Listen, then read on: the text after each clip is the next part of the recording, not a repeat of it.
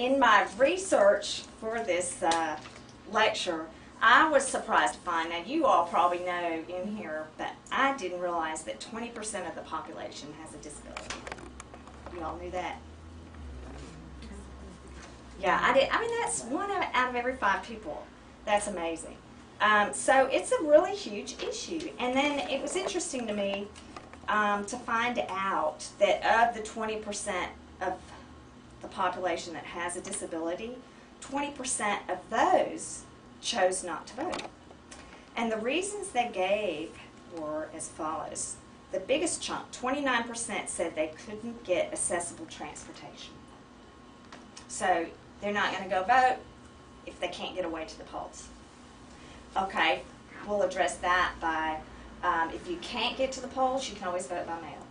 So we can help you that way. Also, if you ever want to vote at the polls or vote at our office, always call down here, because usually both parties, the Democrat and Republican Party, offer rides to the polls. So just call our office whenever you have a question like that, and we may know somebody who is offering rides, okay? So that's 29%. 22% said their eligibility had been challenged. So sometimes you can't always see a disability. And I know that the country as a whole has really stepped up on the training of poll workers. And that's where that problem was, poll workers not seeing the disability, saying, well, you don't look disabled to me. So, you know, we've got to work on attitudes too. 21% reported that the polling place was not accessible. And I know that's still the case in polling places in the state of Georgia, across the country. We feel good about our polling places, but I will tell you, I guess about 5 years ago, we were having a poll worker training class. We decided to have it at our voting machine building, which is just a warehouse that we store our voting machines in. And one of our poll managers is in a scooter chair. We started the training and realized that we just had a gravel pathway to get to our, we had a ramp, but we didn't have the gravel. And so we learned the hard way, you know, and I'm admitting here in front of you that you really have to pay attention. So going through that was good in the way that it really made us pay attention at every pathway that a voter has to make to the polling place. So we had the sidewalk made the following week.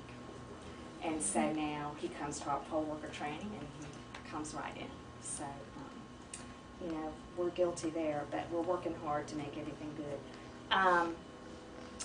19% said they could not stand the voting, could not understand the voting machine.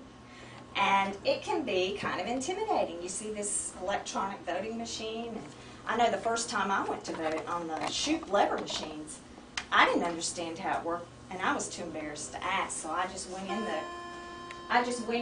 and figured it out, you know. But that's another thing. We want people to always feel free to ask questions. We always have machines on display here in our office. If you know anybody, they can come in any day of the year, and we'll be glad to show people how to use the voting equipment. That ding that you just heard is another thing that we've done to help our voters at the polling places. Last year, before the presidential election, we bought one of these for every polling place. And the way it works is if a voter gets to the outside door of a polling place and they can't get in by themselves, you can push the button and one of the poll workers will come out and help the voter into the precinct. And it was used. So that's a good improvement. We did receive grant money from the state, and that was HAVA, Help America Vote Act funds, and that was some of the money we spent for these. So we're looking every day for ways to improve. And then 18% said they felt embarrassed or uncomfortable, and that you know, I want to do away with that. We need to reach out to everybody we can so everybody knows that they need to feel comfortable coming here and asking for any kind of assistance they may need.